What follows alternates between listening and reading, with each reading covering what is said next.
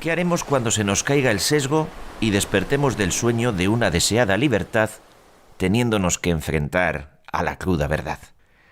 ¿Qué haremos con todos aquellos que nos están entelarañando la inteligencia?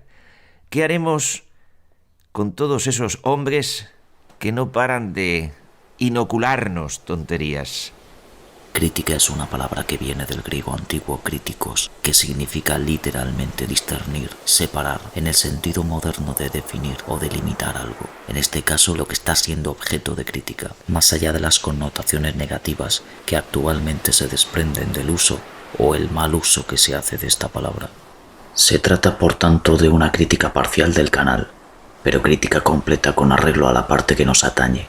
Aclaramos que una crítica parcial no es necesariamente falaz, así como la imagen o definición de una rama no es falsa solo porque no se haya definido o tomado la imagen del árbol entero. El hombre miente y aprende de otros hombres la mentira. En el trato social hemos aprendido la mentira. Uno puede ser veraz, decir lo que piensa estando en el error, y puede decir algo que sea una verdad lógica mintiendo. El error nace de la mentira.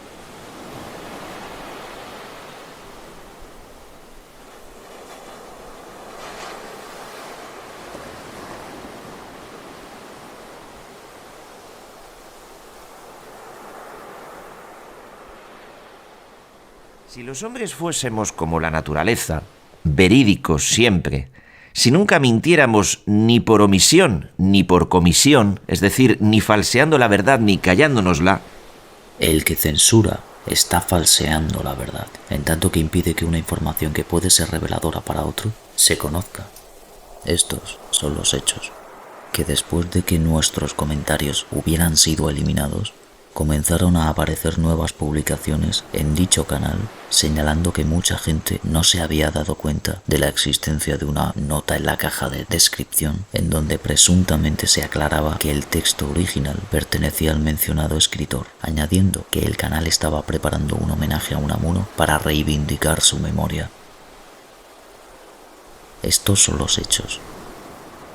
Lo que demuestra, sin embargo, que no se trata de un mero homenaje es el tratamiento que el locutor hace del texto al que plagia, a saber, alterando parte del contenido a conveniencia o introduciendo sintagmas tales como yo creo antes de una reflexión del autor original.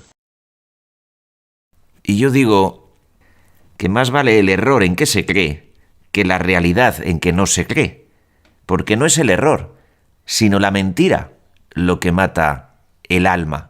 A la vista está. Trasladando esto a la naturaleza, podemos decir que comprenderíamos y sentiríamos. Por cierto, que sentir es algo mucho más íntimo que comprender.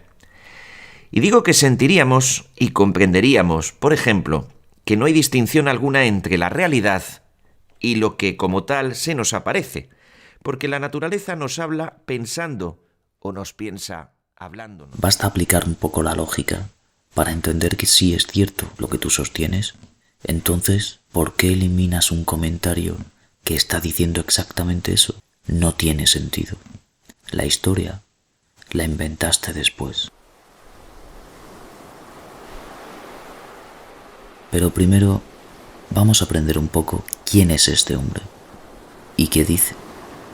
Hemos hecho unos pendrives de catequesis para adultos precisamente, primero porque nos lo habéis pedido muchos, está aquí el enlace al pie del vídeo, primero porque nos lo habéis pedido muchos y en segundo lugar porque hemos considerado que verdaderamente es mucho más necesario de lo que... Pues mira, hoy seré yo el que te dé la catequesis. Yo y mis hermanos de huella dactilar. Entendemos verdaderamente, y empiezo por vosotros los que decís que sois católicos, ¿eh? A mí los ateos me dan igual, yo ya he sido ateo y se me ha pasado. A mí, los ateos que hagan lo que quieran. Vamos a hablar de los católicos. Los que decís que sois católicos, incluso los ridículos que decís soy católico, pero no practicante. ¿Y eso qué coño es? ¿Eso qué cojones es? En Marcos 9:32 podemos leer lo siguiente.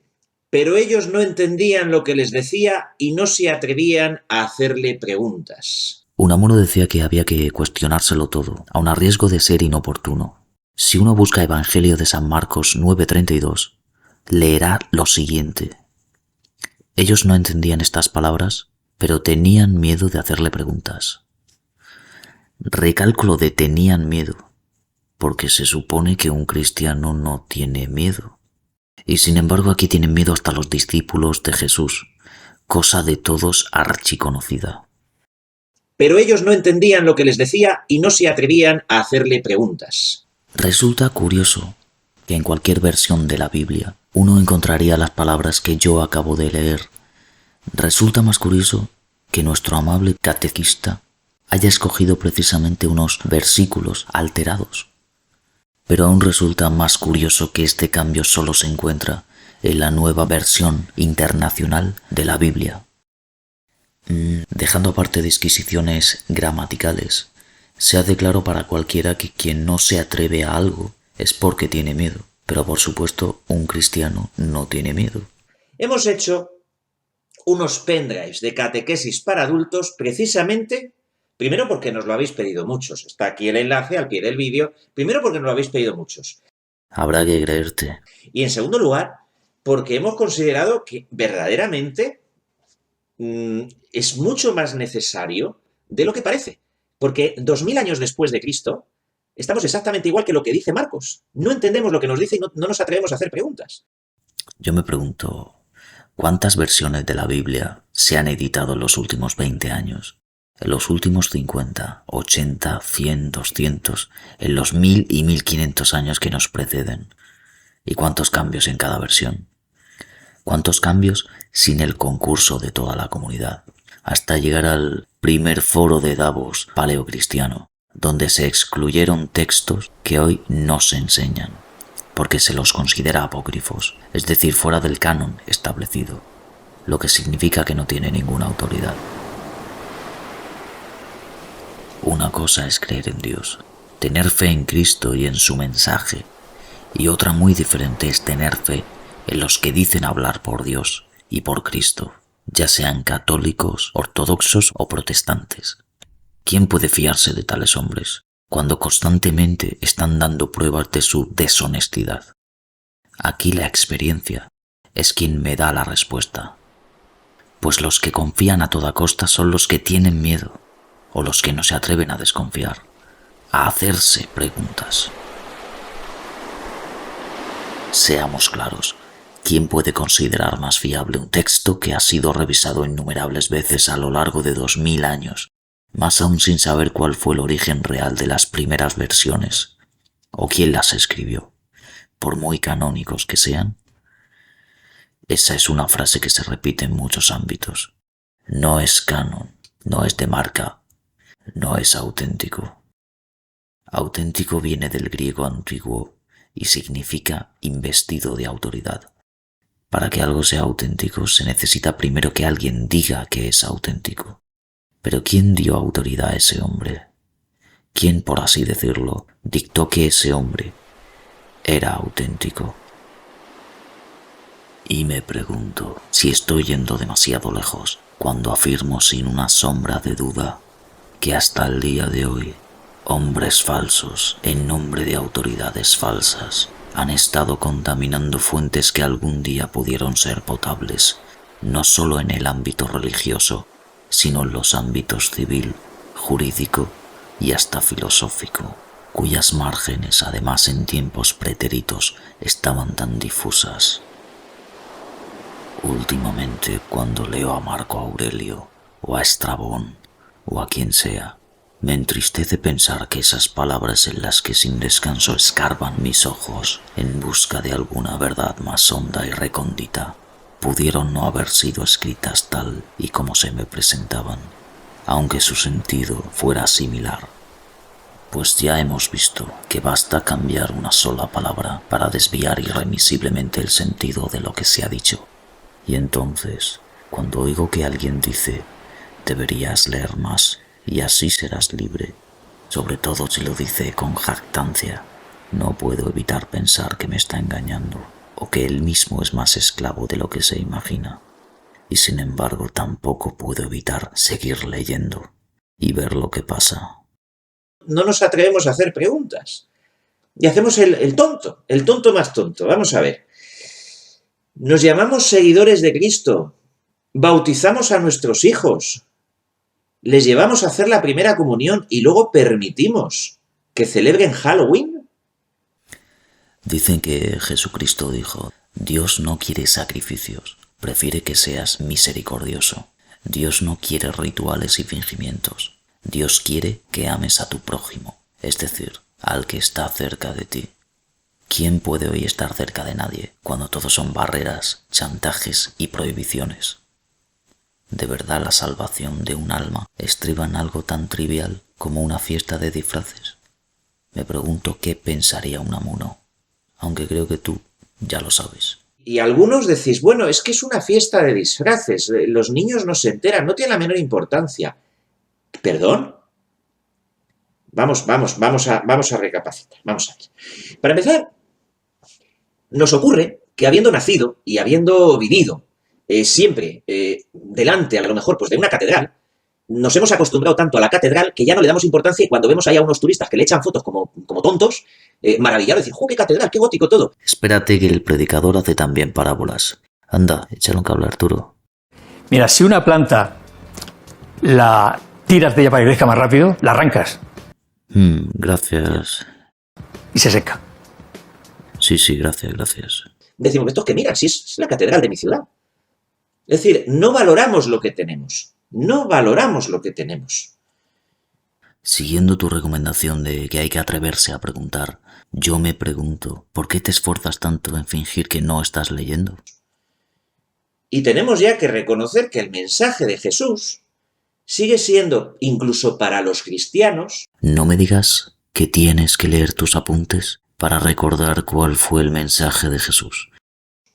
Sigue siendo, incluso para los cristianos, un misterio. Sigue siendo algo que no entendemos porque... Te van a dar la palma de oro. De alguna manera, si lo hubiésemos entendido, nos quemaría a fuego. Y no nos quema.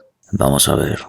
Si el mensaje de Cristo continúa siendo un misterio, ¿qué sentido tiene el cristianismo, por lo menos tal como lo plantean sus tres principales confesiones y los sucedáneos que de ellas hay? Pregunto porque no entiendo, y no tengo miedo a preguntar. El mensaje de Cristo fue simple. Amaos los unos a los otros. ¿Y tú eres el que da catequesis para adultos? Entiendo que no tengas la fe de amar a quien no conoces, en la convicción de que sin conocerle puede ser igual que tú. De mis lecturas extraigo el siguiente corolario, que tener fe en Cristo, considerando que no sabemos quién fue realmente ni qué dijo con certeza, es lo mismo que tener fe en quien no conocemos, solamente porque puede encontrarse en la misma situación que nosotros, crucificado en una vida que no le quiso tener. Eso es la misericordia. A mí los ateos me dan igual. Yo ya he sido ateo y se me ha pasado. A mí, los ateos que hagan lo que quieran.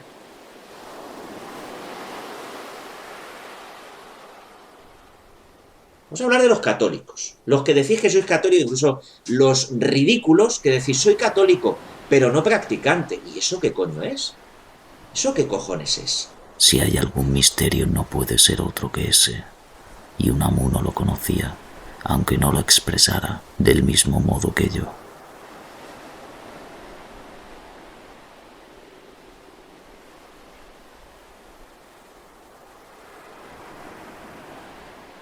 Y en los fragmentos que tú recortas se desprende una crítica feroz hacia tu mismo comportamiento en los cristianos retrógrados que él tuvo que enfrentar. Pero lo omites y te vales de sus palabras para impulsar tus obras, que por lo que he podido ver hasta ahora son mezquinas. Dicen que Jesús dijo que el árbol se conoce por su fruto y que el mal árbol no puede dar sino fruto malo. El amable catequista dice que hace homenajes al escritor. Lo llama Don Miguel, se genuflexiona en reverencias y en patrañas de ese estilo, pero al mismo tiempo se cuida mucho de recortar en sus supuestos homenajes los fragmentos que son inoportunamente críticos con todo aquello que representa, lo que sea que represente este catequista amable. Cualquiera puede leer la obra original de Unamuno, pero al parecer no cualquiera puede evitar rendirse a la perspectiva de no tener que hacer el esfuerzo de leerle, si puede escucharle de boca de otro en quien confía sin conocerle, aun cuando las palabras de Unamuno no han sufrido el mismo escarnio de revisiones interminables y falaces que distorsionan su natural tempura, y todo lo que dicen es: ya estoy muerto, ¿qué temes? Conóceme. Los que a lo largo de 2000 años, para los de uno y otro lado del Atlántico, dijeron hablar en nombre de Cristo, son los que ahora peligrosamente se ciernen sobre la memoria de los que ya no pueden defenderse con la única fuerza que les tuvo en vida. Quizá ese haya sido el fracaso absoluto del cristianismo, desde que expiró la última palabra en labios del último cristiano. Dicen que se dijo que Cristo murió por nuestros pecados, y mientras los devotos y creyentes se entregan por miedo a unas palabras que no comprenden, dichas por hombres que no conocen, aún resuena con ironía en los retablos de la conciencia: ¿por qué me has abandonado? ¿Por qué abandonáis a Unamuno cuando preferís escucharle amordazado en manos de otro, en vez de tomarle el pulso al tambor invicto de su alma con vuestros propios ojos? Su ensayo sobre la verdad tan solo tiene pocas páginas. No cuesta nada, cuesta más lavarse los dientes, que siempre se ensucian. ¿Por qué abandonáis a Cristo cuando preferís escuchar lo que dijeron otros que había dicho, diciéndolo de otra manera los que hoy dicen hablar por los que jamás le entendieron, en vez de escuchar su misma voz en vosotros mismos? El fuego de la verdad tiembla en los ojos de los que quieren ver, por más ciegos que sean, no en las palabras de los que no han probado el silencio, ni en los hechos de los que señalan al indefenso con manos lavadas en mentiras. Humillarse ante Dios es ser humilde solo ante uno mismo, y ser soberbio ante los demás, aunque duela, porque tarde o temprano todo duele. Gritar: aquí estoy, soy fuerte, estoy vivo, nadie me puede, y lo único que tengo es miedo. Si sientes todo esto como algo tuyo, eres un verdadero cristiano, aunque celebres Halloween, Hanukkah, el Año Nuevo chino o el Ramadán, porque toda alegría es vino de la misma fiesta, la fiesta a la que fuimos invitados al nacer y a que unos pocos se empeñan en poner precio. La verdad no se negocia. ¿Cuántas veces hemos dicho en este canal? La verdad no se negocia. ¿Qué es la verdad? Pues verdad es aquello en lo que crees de todo corazón y con toda el alma. No es el Halloween una fiesta de disfraces. El Halloween tiene una base pagana, de apertura de una puerta hacia el mundo del más allá, para que los difuntos vengan a hablar con los presentes, con los vivos. Es una adoración. Vamos a ver. Id a las estadísticas. La noche de Halloween o el día de Halloween es el día en el que más animales y niños desaparecen. ¡Dale, Eduardo! En todo el mundo, no en España, no en Europa, en todo el mundo. Yo me estoy dirigiendo solo a los católicos, ¿eh? Yo a los que no sois católicos me da igual. Me da absolutamente igual. Pero me da lo mismo, ¿eh? Haced lo que os dé la gana. Al revés. A ver, el demonio es dogma de fe. El disfrazarse de muertos, de esqueletos, de cosas que dan miedo, de fantasmas, de cosas del terror, son invocaciones. Es que yo no lo sé. Yo es que creo que eso es una costumbre. ¿Qué costumbre es? ¿Qué sentido tiene? Es un disfraz, eso no tiene la menor importancia. Pero si es que el demonio, el éxito, el gran éxito del demonio, es que pensemos que no existe, criaturas. Que pensemos que no existe, que pensemos que no tiene importancia, porque como no lo hacemos con maldad, Es una invocación. Verdad es aquello en lo que crees de todo corazón y con toda el alma. Estáis invocando al demonio. Estáis dando a vuestros hijos a una invocación demoníaca. Que sí, hombre, que sí. Que no es como lo del Papá Noel, que eso es una tontería de la Coca-Cola. Bueno, según se mire. Un tío gordo que entra por la noche en las casas no me parece tanta tontería. Yo lo veo más como un blanqueamiento de Hacienda. Porque no sabéis ni por qué usáis los sacramentos. Pero los que de verdad creéis, más o menos, pensáis que sabéis lo que es un bautizo, lo que significa un bautismo, los que de verdad prestasteis atención ese día, que sois la minoría, es que no os acordáis que ese día del bautizo de vuestro hijo, renunciasteis a Satán. Hay una fórmula, la fórmula que se dice cuando el cura os pregunta, ¿en esa fórmula renunciasteis a Satán? Los padrinos también. En ocasiones la letra pequeña pasa desapercibida como el vello púbico de los monos. Tú no puedes decir en el bautizo de tu hijo que renuncias a Satán y luego vestirle de brujita o de brujito cuando tienes 7 años más. Ese día. Porque no es que tú el día de carnaval disfraces a tu hijo de lo que quieras. Ese día. Pero como no tenéis ni idea, como no tenéis catequesis, como no tenéis formación, no sabéis a lo que estáis jugando. No tenéis ni puta idea. Os amparáis en la inocencia, en esa religión grácil que es un invento humano, porque la religión católica es muy seria, ¿eh? Me está costando mucho esfuerzo no arrodillarme ante argumentos tan incontestables. Es muy seria. No es ninguna tontería, no es un compromiso, es una forma de vida, es poner a Jesús en el centro.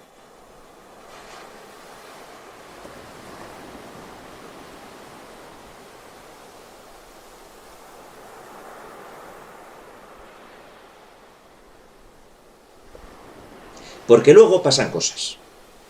Porque claro, será casualidad, pero es que las tasas más altas de suicidio tienen lugar entre ateos.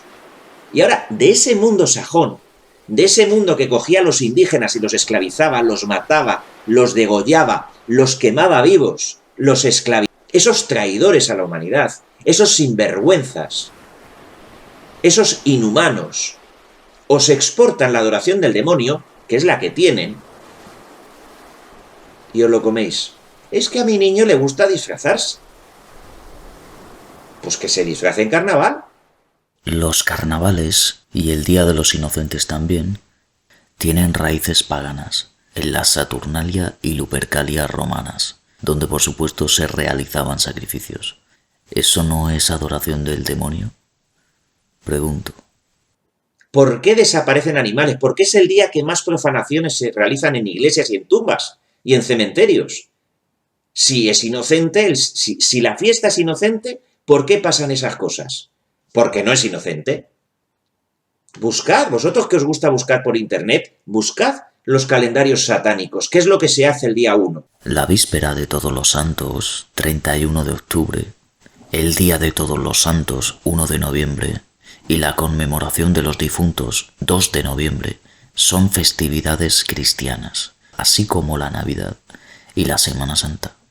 ¿Cómo era aquel chiste que decía ¿qué hacen los satánicos en Nochebuena? El 1 de enero, Año Nuevo, Jueves Santo, Pascua y Domingo de Resurrección. Pues hacen misas negras con sacrificios.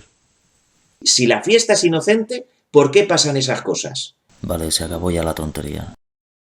Antes de recoger las palabras finales que en silencio han estado flotando en la superficie de tu verdad, me parece pertinente citar a Miguel una última vez.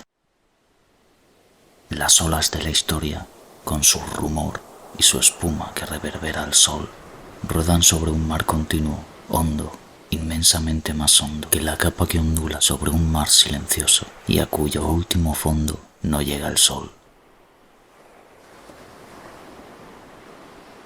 Como decía un monje de Kioto del siglo X, Si el universo se convierte todo en un océano y tú no tienes agallas para respirar, ¿en qué consistirá la sabiduría? ¿En conseguir agallas o en ahogarte? ¿Te suena esto, Francisco? Seguro que sí. Esto es un fragmento de la obra Ideas y creencias del hombre actual, escrita por Luis González Carvajal y publicada en 1991. Ahora bien, en tu vídeo titulado Debemos fiarnos de nuestra cultura, que publicaste hace algunas semanas, el grueso de lo que dices está literalmente sacado de esta obra. Y sin embargo, ni citas al autor, ni he logrado encontrar por ninguna parte una sola mención a su nombre. Haces exactamente lo mismo que con los textos de Unamuno, y vete tú a saber con cuántos autores más. La única diferencia es que en los vídeos en los que plagias descaradamente a Unamuno, sin citarle, pero cuidándote mucho de publicitar tus libros, haciendo creer así a tu auditorio que en ellos van a encontrar lo que escuchan en tus vídeos, decidimos hacerte saber que a nosotros no nos habías engañado. Y entonces, ¿tú qué hiciste? Censurar comentarios, borrar tus huellas y montarte una coartada apresurada disfrazando de homenaje lo que había sido mero plagio. A partir de ahora, esta verdad será tu océano.